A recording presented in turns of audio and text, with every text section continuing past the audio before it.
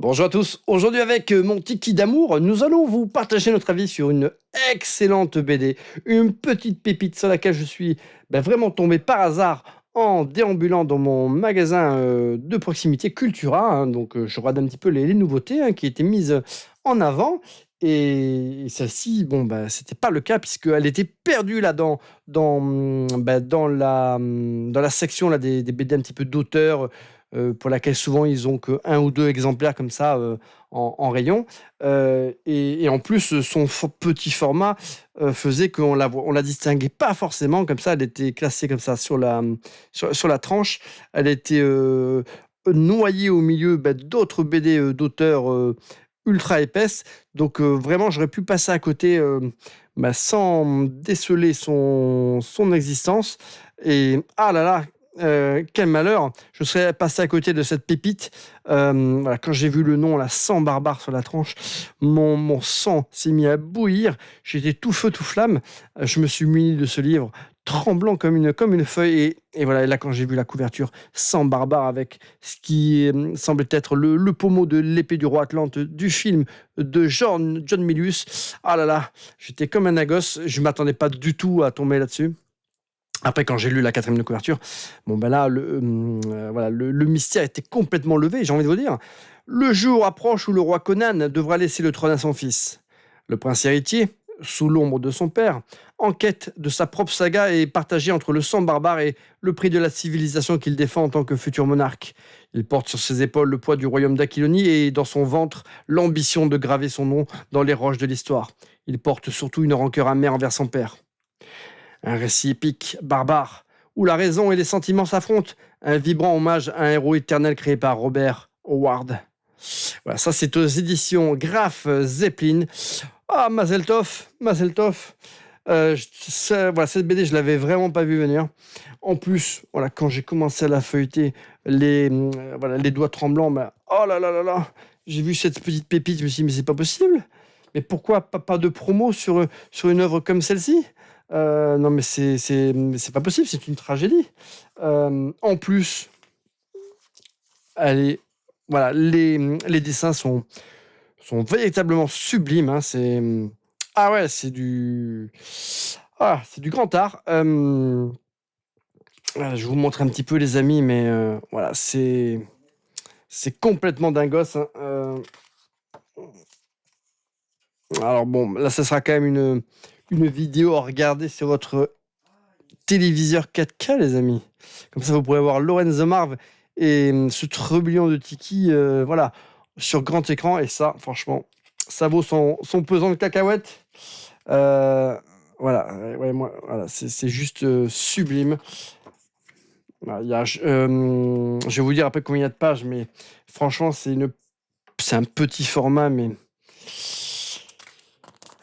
il y a vraiment de quoi se mettre sous la dent. Alors, on va y revenir un petit peu après, les amis. Alors, Sang barbare, voilà, c'est une BD qui est née de la passion de El Torres, pour Conan. Ça, c'est le scénariste, les amis. C'est lui le maître d'œuvre de cette pépite. Alors, El Torres, c'est comme il le dit lui-même, c'est un grand fan de Conan et de Robert Howard. D'ailleurs, il y a un petit texte à la fin là, de cette BD là, qui est vachement intéressant. Je vais vous le lire, les amis. Je vais vous le lire. Non, mais franchement, mais regardez ça. Regardez ça, les amis. C'est du délire. Il y a plein de super illustrations là. C'est très très très joli. Ouais, ça, d'ailleurs, c'est un scénario. Je vais y revenir après sur l'histoire là de cette BD, mais ça pourrait faire un film du tonnerre. Alors, l'ouvrage que vous tenez entre les mains est le résultat de plus de 45 ans de lecture de bandes dessinées, de livres, de nouvelles, de Conan le Barbare, bien entendu. Lorsque nous partageons certaines planches de Sang barbare sur les réseaux sociaux avec les visuels de Joe, des couleurs de Manoli, ce qui n'était finalement rien d'autre que des spoilers, il y avait toujours quelqu'un pour commenter « Ah, Ça, c'est le Conan avec lequel j'ai grandi. C'est ce que nous avons tenté de recréer. Le Conan de nos souvenirs. Plutôt qu'une version académique. C'est le moment pour moi de devenir nostalgique et de raconter mon enfance à l'époque où les eaux inondaient l'Atlantide. J'avais 3 passions.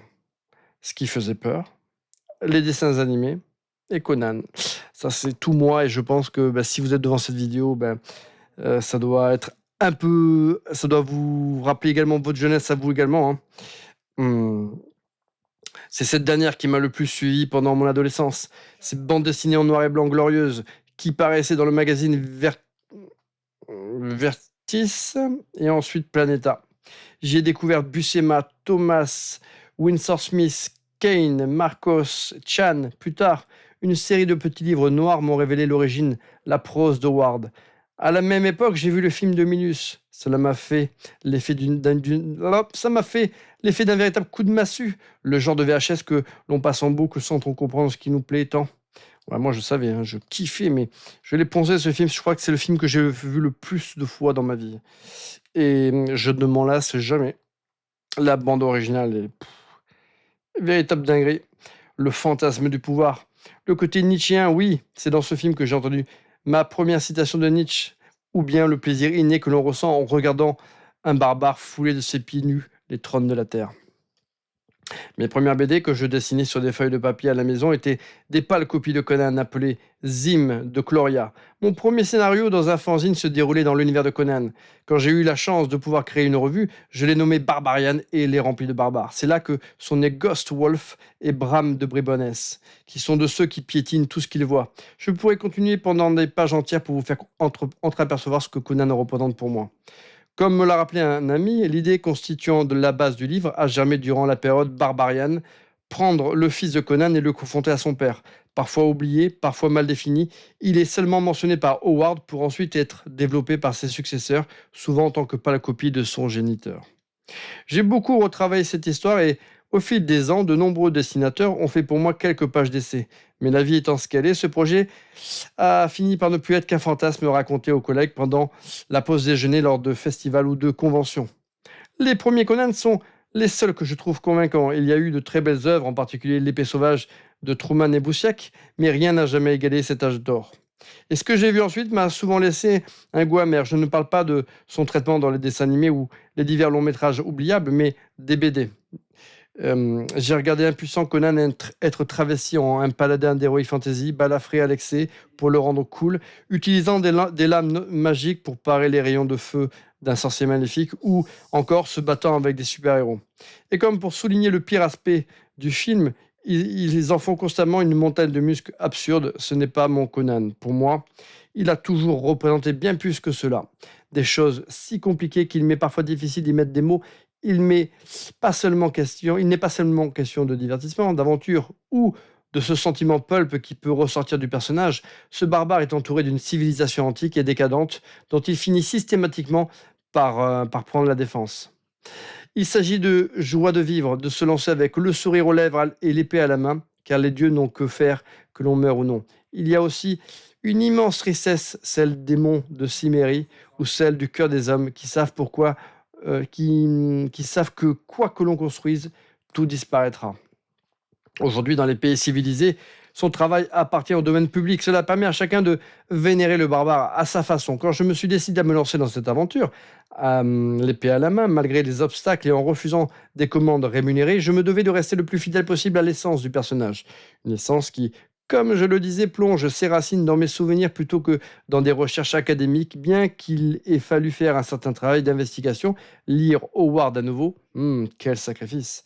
Je voulais rendre hommage à toutes les œuvres qui m'avaient touché. Le film de Milius et les écrits de tant de grands artistes et scénaristes. Mais je ne suis pas Howard. Je raconte des histoires à travers des bandes dessinées et, chance à moi, j'ai pu compter sur la crème de la crème. Joe Bocardo au dessin. Ah, lui, c'est un master, les amis. C'est un master. Je ne le connaissais pas spécialement, mais oh là là.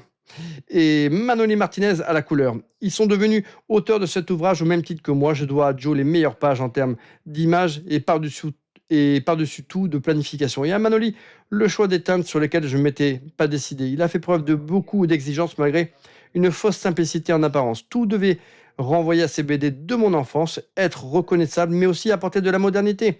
La solution de facilité aurait été de calquer un style de l'époque pour un hommage pur et dur, mais au fur et à mesure que nous travaillions sur l'histoire, nous souhaitions aller plus loin. Nous osions seulement en rire, mais finalement, notre personnage s'est converti, tant au niveau du scénario que du dessin et des couleurs, en une sorte de gestalt plus grande que la somme de ses parties. Il est devenu un Conan pensant. Je m'en voulais de finir ce texte qui ressemble de plus en plus à une longue divagation, je l'admets, sans remercier Chris Carras qui m'a soutenu durant tout mon cheminement créatif et Ferran Delgado, designer de talent, à qui nous devons le logo et le matériel qui a donné à cette BD son côté artisanal.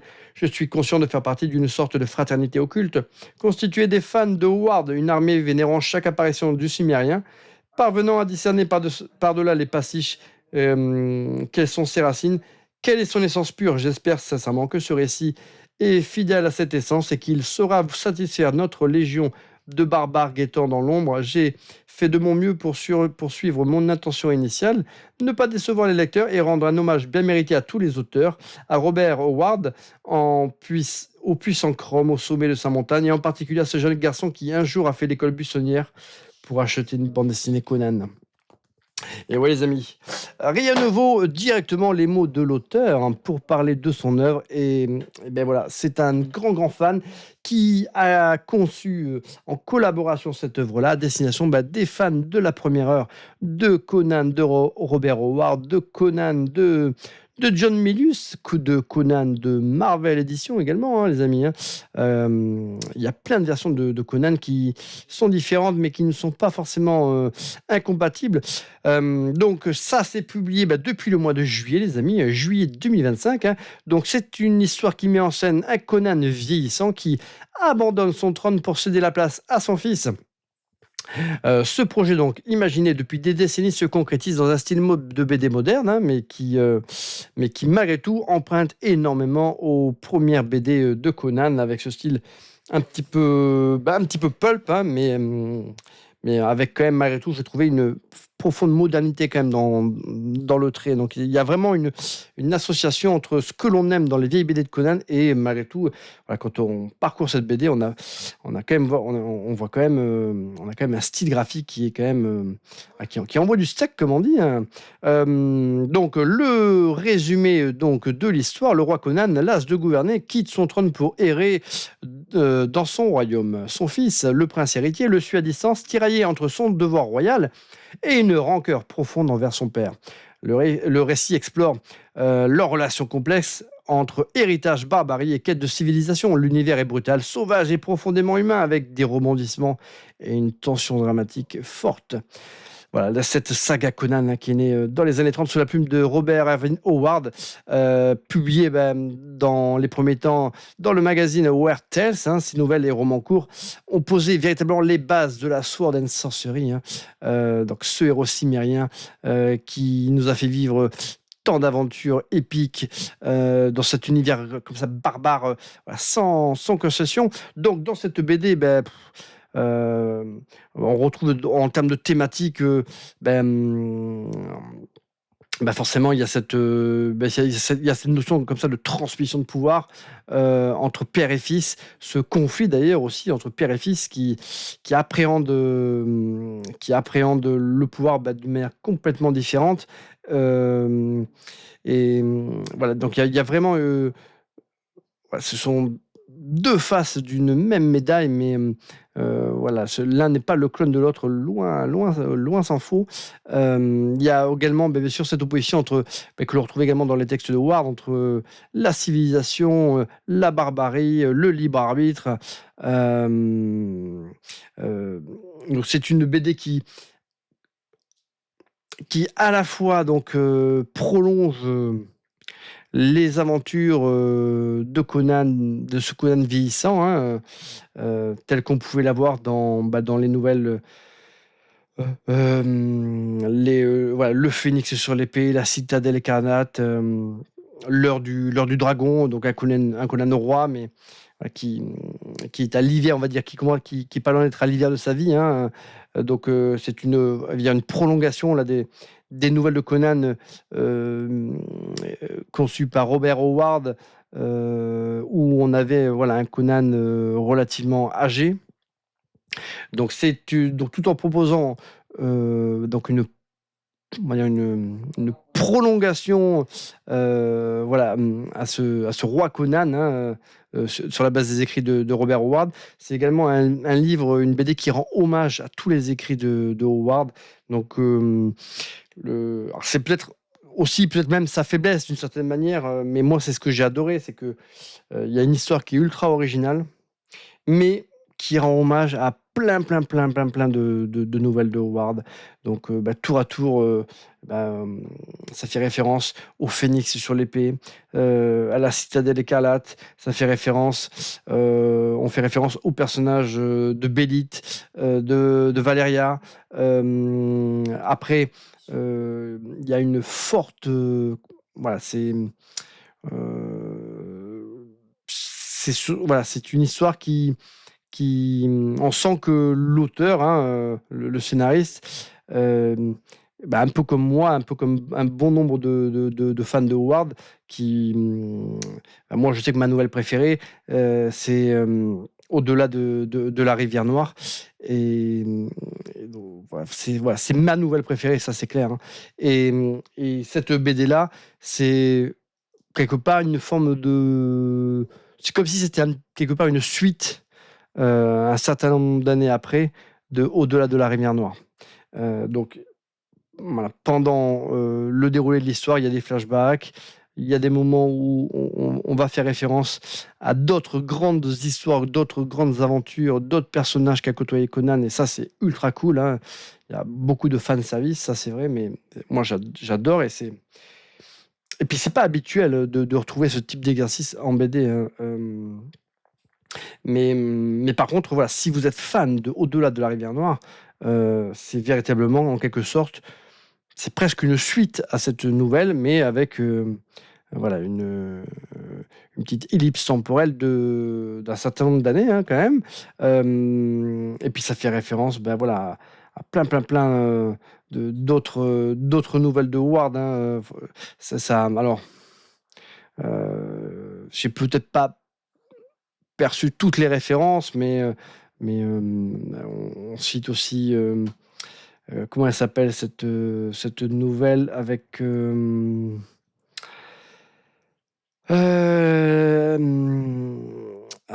la fille dans les glaces, là, comment ça s'appelle, avec les deux géants, là, ça y est, la fille des géants du gel ou un truc comme ça, là. Ça y est, j'ai plus le nom totalement en tête. Mais voilà, il y a plein. C'est ultra référencé, c'est ultra intelligent, c'est ultra malin. Donc voilà, franchement, j'ai pris une sacrée claquouze, je m'y attendais pas.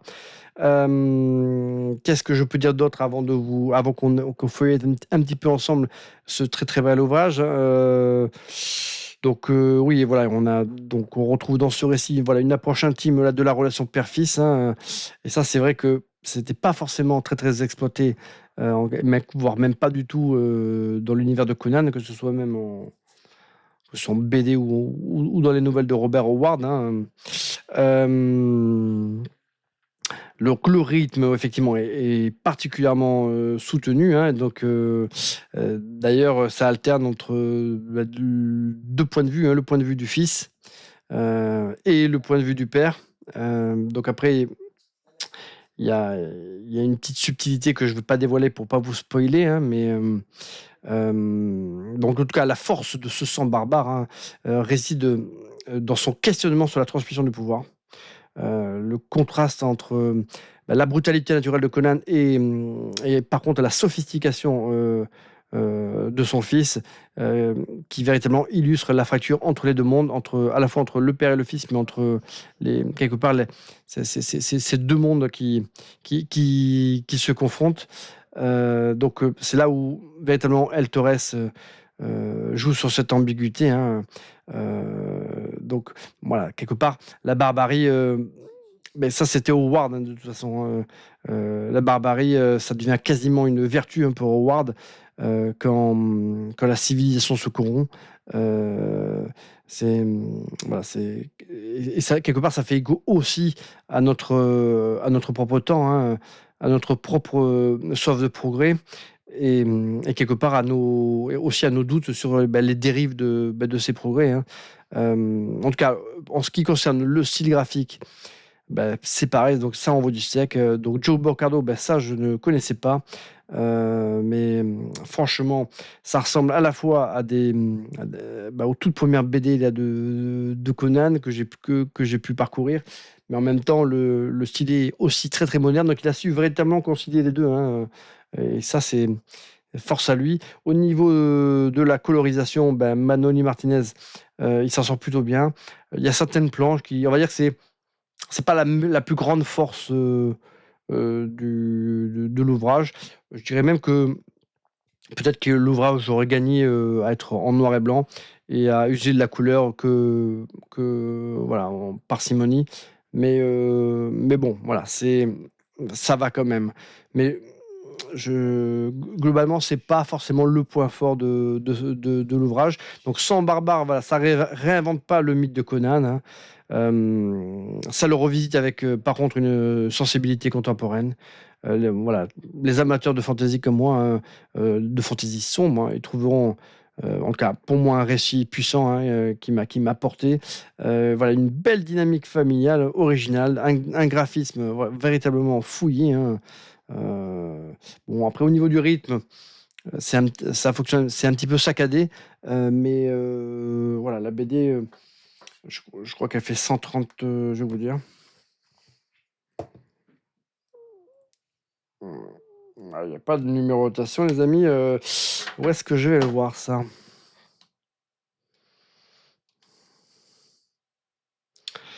Combien de pages elle fait? 136 pages. Donc c'est quand même un beau bébé. Hein. Donc j'en étais où tout à l'heure? Je vous ai montré un petit peu le début là. Je vais peut-être pas tout vous montrer parce que je vais pas tout vous spoiler, mais attendez, je vais monter un peu là.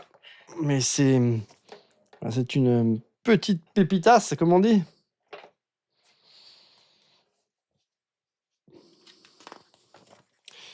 Donc là, on est dans le fort Tussélan. Hein. Donc ceux qui ont lu voilà, Au-delà de la rivière Noire savent de quoi je parle. Hein. Ou ceux qui ont joué au jeu de plateau là, de Monolith Game. Hein. Donc voilà, il y a certaines planches qui sont très très belles. Il y a vraiment un style ultra cinématographique. Hein. Ça pourrait faire un super storyboard pour une très très bonne adaptation ciné. Franchement, ça ferait un film du tonnerre. Hein.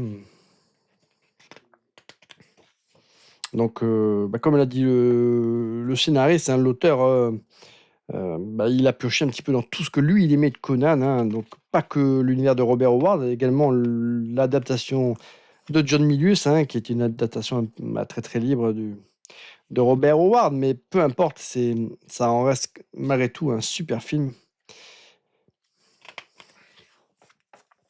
Il a également pioché voilà, dans les meilleurs pastiches qu'il a pu lire aussi sur Conan, dans les meilleures idées qu'il a pu glaner ici ou là, dans les premières BD qu'il a pu lire dans l'âge d'or des publications de Conan. Donc voilà, il faut prendre cette BD pour ce qu'elle est, pour un hommage au personnage de Conan, hein, pas pour un hommage au Conan de Robert Howard, mais voilà, parce que Conan aujourd'hui, c'est une création qui est allée au-delà du personnage créé par Howard. Hein.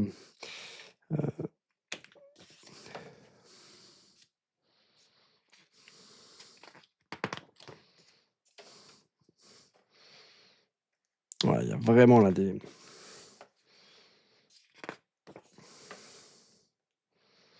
Alors là, c'est Conan là, qui part errer comme ça dans son royaume, hein, qui ne veut plus entendre parler du pouvoir et qui parcourt les ruines là, de Vénarium. Hein. Donc voilà, pareil, hein, ceux qui ont lu Conan, hein, ils savent de quoi je parle. Hein. C'était également mentionné dans la nouvelle Au-delà de la rivière Noire. Donc franchement, si vous êtes fan de Conan, vous avez avec ce très très bel objet, une histoire poignante, qui est blindée comme ça là, de petits easter eggs, de petites références comme ça à tout l'univers de Conan, tout, voilà, tout support confondu, hein. Mais voilà, si vous êtes fan, vous percevrez comme moi toutes ces références très très subtiles. En tout cas, moi j'ai apprécié pour le coup ce fan service, hein. Mais voilà, en parallèle, on a quand même un récit qui est bien bien foutu. Euh, je m'attendais pas à ça, hein, donc je vais peut-être pas tout vous faire défiler, les amis, hein. Le but c'est de vous faire, de vous donner envie là, de vous procurer là, cette BD où il y a des scènes un peu olé olé, hein, comme vous avez pu le constater. Donc voilà, alors c'est pas une BD, tout public, hein. Voilà, je vais pas tout vous faire défiler. Je veux vraiment là que vous vous jetiez là sur cette petite pépite. Voilà, surtout que voilà, c'est un très très très très beau livre, hein. Et puis si je vous fais défiler toutes les pages là, la vidéo elle va durer 1 heure et après vous allez gueuler. Donc, écoutez les amis, c'est tout pour cette petite vidéo. Vous savez ce qu'il vous reste à faire. Moi, dans mon Culture à proximité, il n'y avait qu'un seul exemplaire. J'aurais pu complètement passer à côté, mais grâce à Lorenzo Marv et à Tiki d'amour, vous allez pouvoir vous aussi vous mettre en chasse de votre exemplaire qui vous attend, hein. En tout cas, mon Tiki, lui, il était comme un gosse. On s'est poncé ça hier soir, mais voilà, je pouvais plus m'arrêter. Donc voilà, c'est un véritable page turner ce sang barbare, hein. Allez les amis, je vous dis à très bientôt.